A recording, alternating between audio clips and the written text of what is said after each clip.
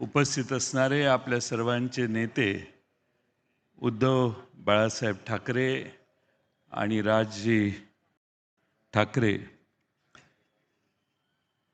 आमचे ज्येष्ठ मित्र संजय राऊत साहेब, आणि मगाशी उद्धवजी आपण थोडे उशीर आला, पण एक अतिशय उत्तम भाषण मी आजपर्यंत कधी ऐकलं नव्हतं. एवढं सुंदर भाषण आदित्यजींचं मी आज ऐकलं. या मुंबईची नस काय आहे, मुंबईला काय हवं आहे आणि मुंबईला काय आपण देणार आहे, हे ज्या नेत्याला ओळ आणि ओळ, कोपरा आणि कोपरा माहीत आहे, असे आदित्य ठाकरे मी मगाशी बघितले.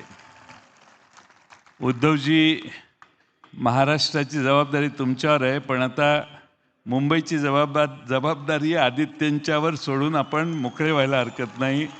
एवढी आदित्य ठाकरेंच्यामध्ये या मुंबईचा प्रश्न सोडवण्याची जिद्द आज निर्माण झालेली आहे.